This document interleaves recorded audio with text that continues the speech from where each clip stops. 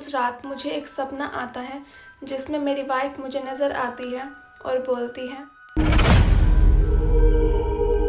Hello guys, welcome to my YouTube channel. मेरा नाम है प्रिया और मैं लेकर आई हूँ कोटा राजस्थान की हॉरर स्टोरी का पार्ट 9 में आपने देखा था कि केशव नवीन को अपनी वाइफ की डेथ का सारा इंसिडेंट रोड के साइड में बैठकर बता रहा होता है। एंड में ये कन्फ्यूज़न रह जाती है कि आखिर केशव की वाइफ की आत्मा उस रोड पर क्यों भटक रही है। तब केशव बताता है, मेरी माँ के गायब हो जाने के बाद मैं काफ़ी अकेला महसूस कर रहा था। मुझे कहीं ना कहीं से मेरी माँ को वापस लाना ही था, इसलिए मैं एक तांत्रिक के पास चला जाता हूँ और उनसे मेरी माँ को वापस लाने के लिए रिक्वेस्ट करता हूँ। तब तांत्रिक जी मेरी वाइफ की आत्मा को वापस लाने का प्रोसीजर करते हैं, लेकिन ये प्रोसीजर इतना ईजी नहीं था।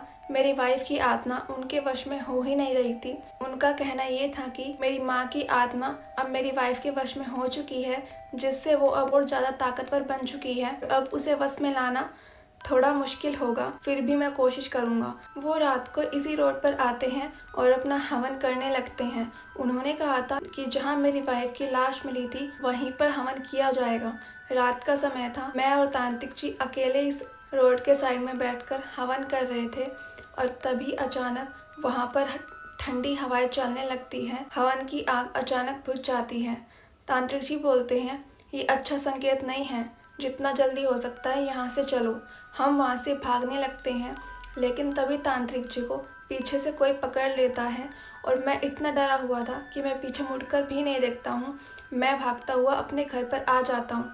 तब मैं अपने साइड में देखता हूँ, तांत्रिक जी तो मेरे पास थे ही नहीं, ना ही मुझे कहीं नज़र आ रहे थे। लेकिन मैं इतना डरा हुआ था कि मैं वापस इस रोड पर आने की हिम्मत कर ही नहीं पा रहा था। अगली सुबह मैं इस रोड पर आता हूँ तांत्रिक जी को देखने के लिए और तब मैं देखता हूँ कि तांत्रिक जी की मौत हो चुकी थी और उनकी लाश भी मेरी वाइफ की लाश की तरह यहाँ पर गिरी हुई थी। उस रात मुझे एक सपना आता है जिसमें मेरी वाइफ मुझे नज़र आती है और बोलती है कि अगर आपने मुझे अपने वश में करने की कोशिश की तो आपके लिए ये अच्छा नहीं होगा, इसलिए अपनी माँ को अब हमेशा के लिए भूल जाओ। और तब से ही मैं अकेला रहने लगा। मेरे पास कोई और रास्ता नहीं था।